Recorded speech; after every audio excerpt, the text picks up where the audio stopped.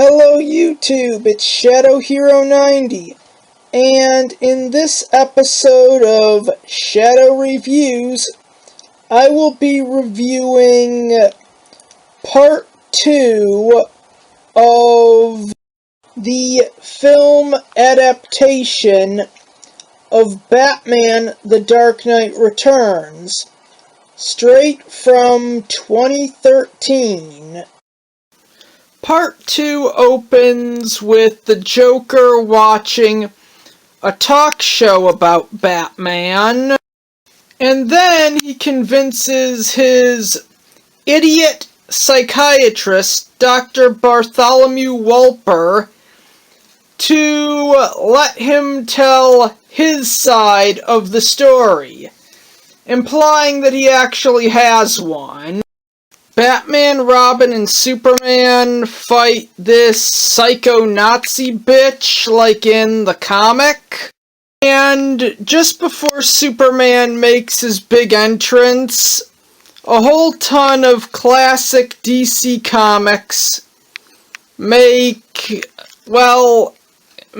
cameo appearances on a newsstand in Gotham City.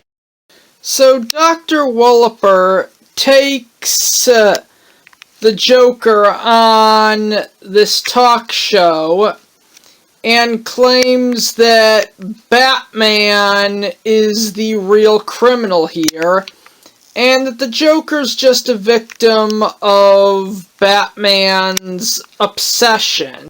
The host actually asks how the Joker could possibly have a side of things, or have his own side to the story, after he killed 600 Gothamites. Dr. Wolper actually thinks that Batman is the one who's crazy, and truth be told, he's only doing this, saying these things about Batman and bringing the Joker on this talk show, so that, basically to make it look like he's not an idiot, because this was the man who was supposed to rehabilitate Harvey Dent, and that did not go over well.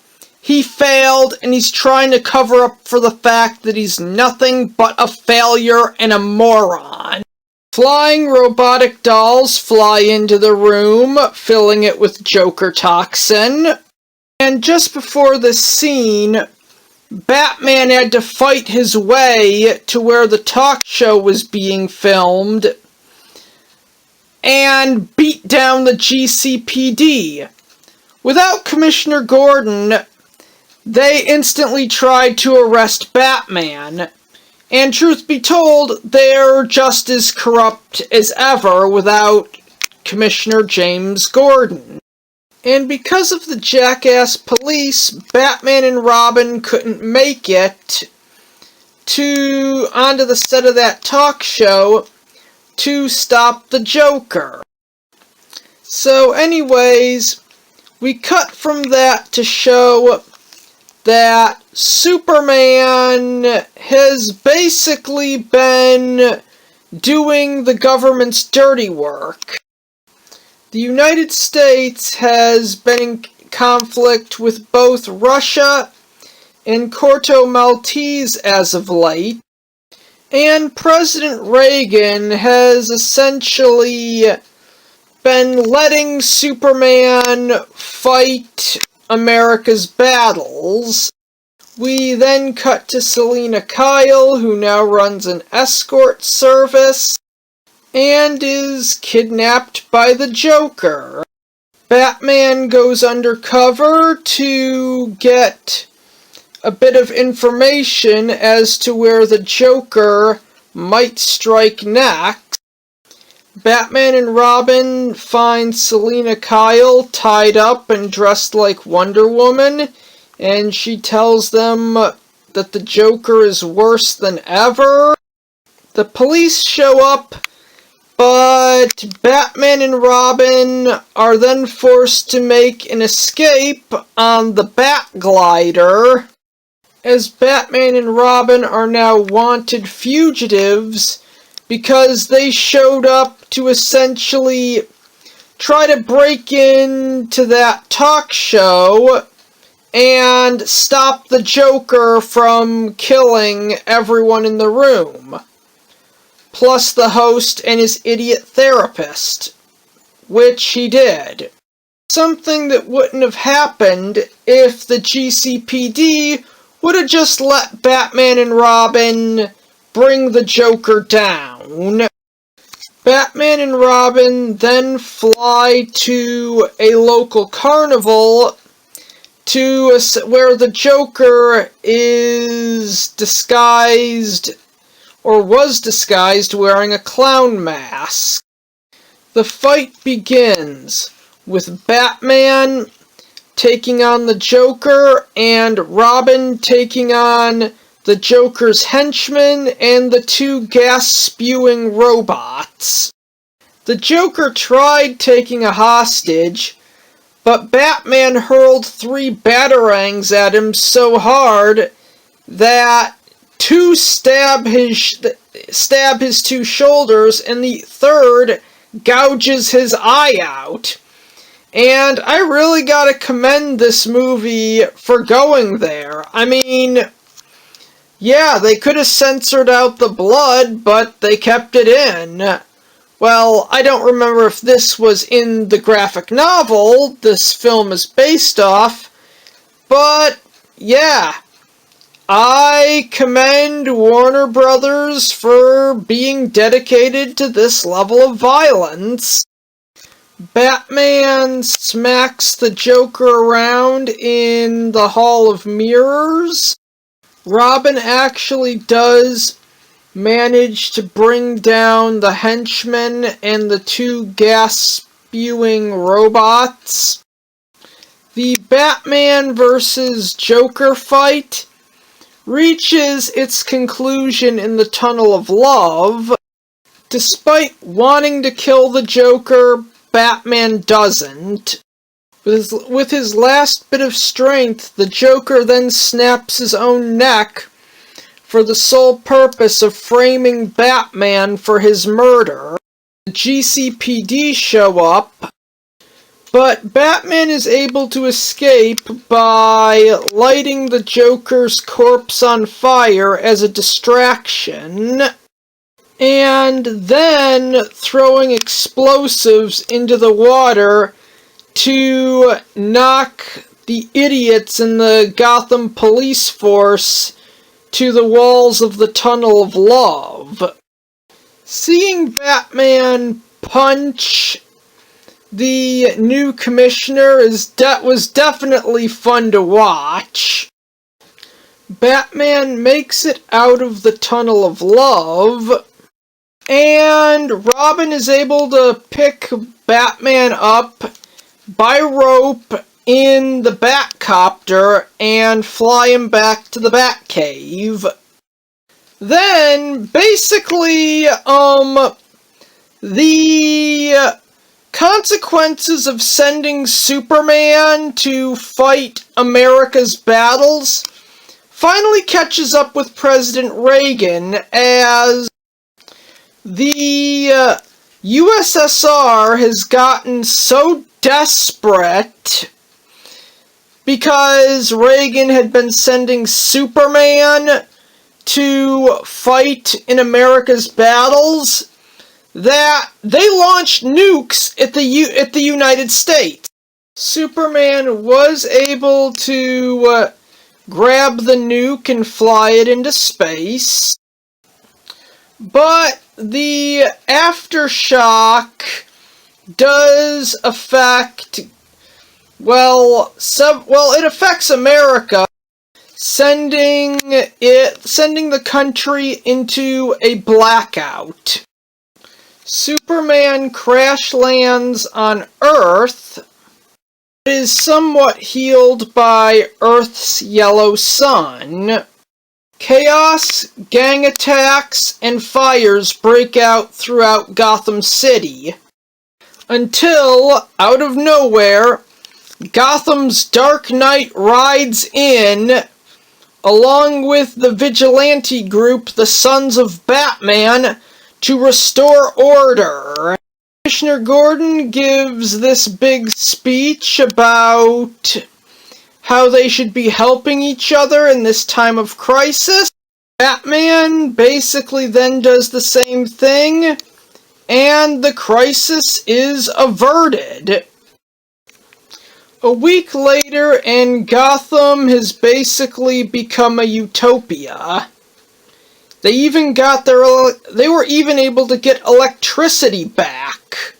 While every other city in America has basically fallen into chaos.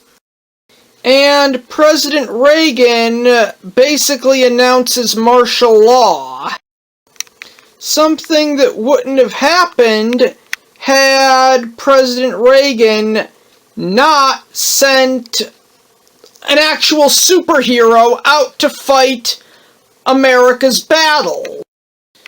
If Reagan didn't have the Man of Steel here on the front line fighting the communists, well, the Russians wouldn't have gotten so desperate and wouldn't have launched that nuke. They wouldn't have launched the nukes at the United States. And this crisis that Batman had to clean up would never have happened.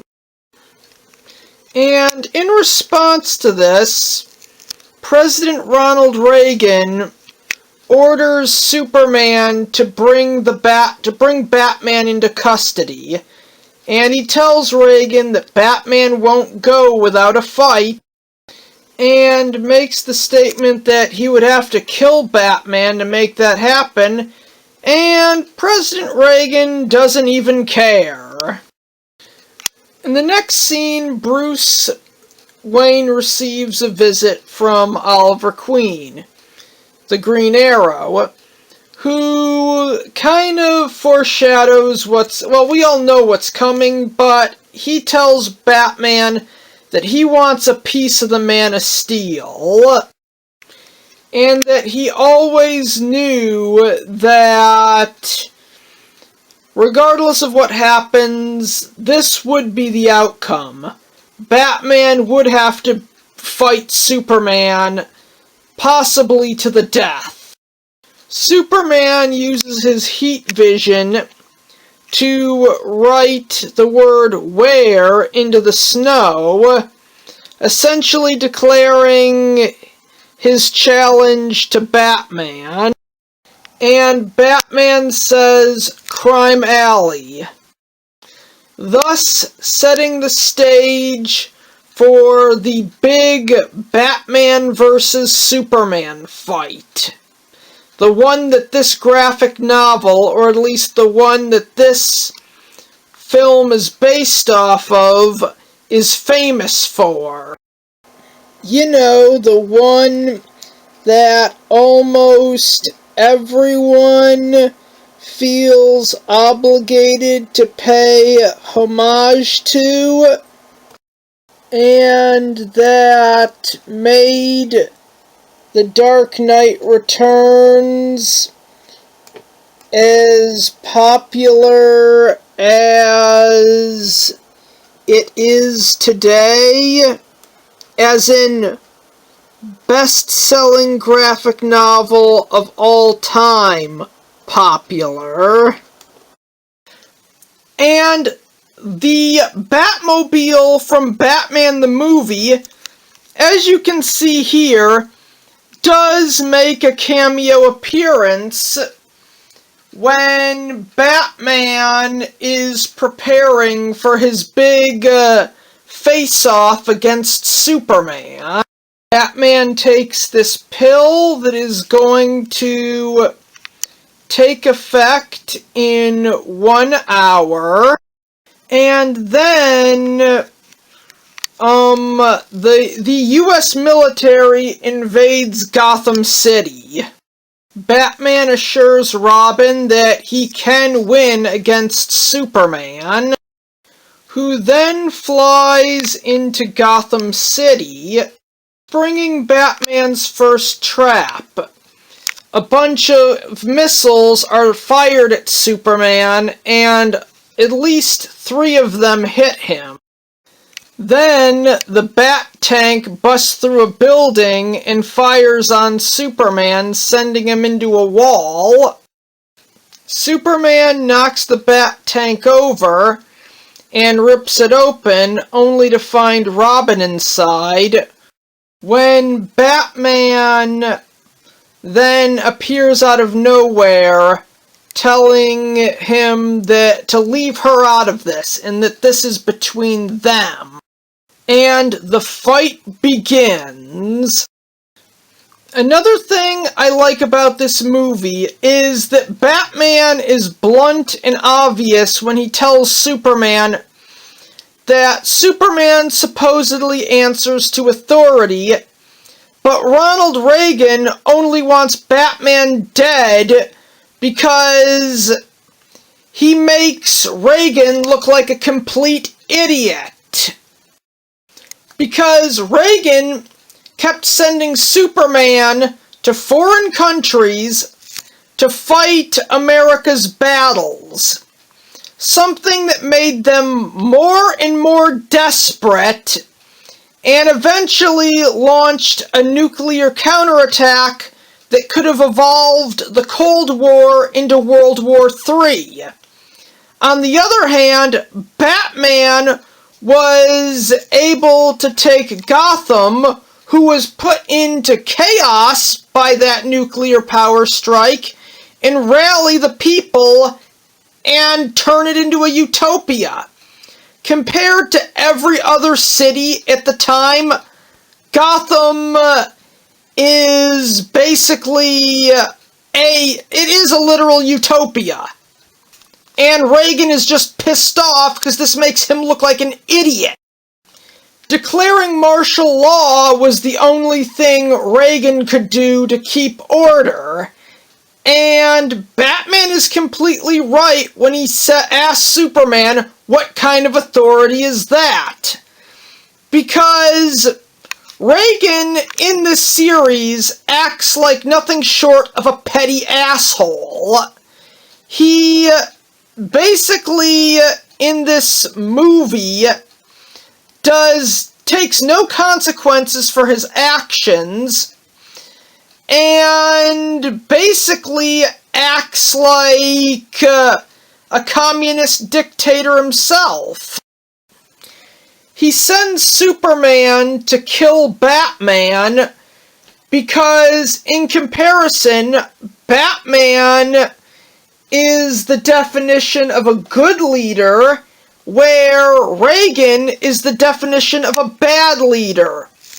The kind who would send a superhero to fight America's battles while making America's enemies more and more desperate, knowing that they're obviously going to lose unless they take drastic measures.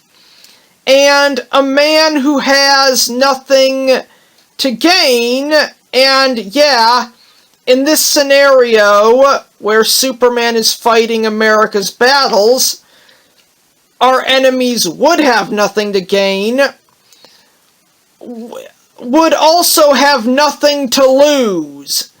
Meaning that in this instance, i.e. the the nuclear counterattack, the communists will eventually be driven to desperate matters that could easily vaporize the entire planet.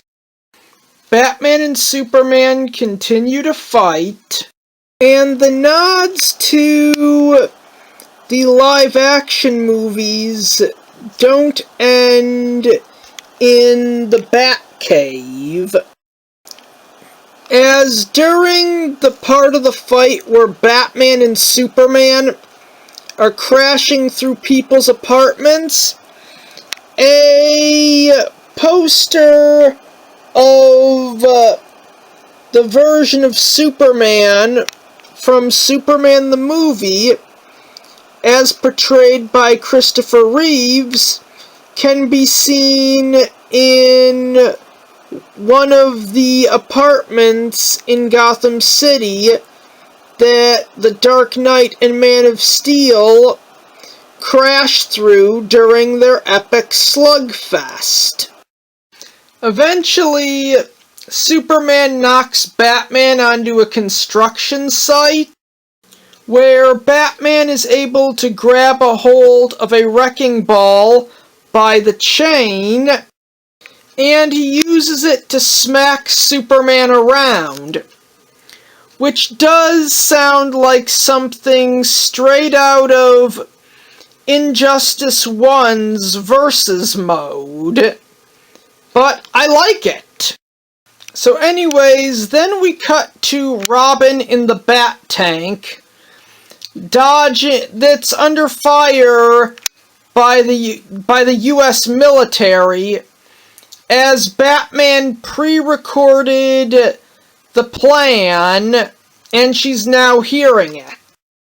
An actual sniper from the US government has Batman in his sights, when he's then kicked in the head by Green Arrow. Batman and Superman continue to fight, as Batman blasts Superman in the face with acid, and then Batman gives the signal to Green Arrow to fire the arrow Batman made for him, laced with kryptonite, specifically for this fight. Superman catches the arrow as it explodes, shooting kryptonite directly into his face. Batman then tells Superman that what he just did took years and cost a fortune, but he had both. Batman then beats down on Superman, and he gives him the iconic speech from the graphic novel. The one that ends with, "I want you to remember, in your most private moments, I'm not just a man. I'm the man who beat you." US soldiers then fire on Green Arrow, but Robin appears just in time in the Bat Tank, to which Green Arrow jumps in and they drive off. The pill then takes effect and Batman loses consciousness. And seeing this causes Superman to see the error of his ways. So the fact that Batman is Bruce Wayne is then leaked to the public.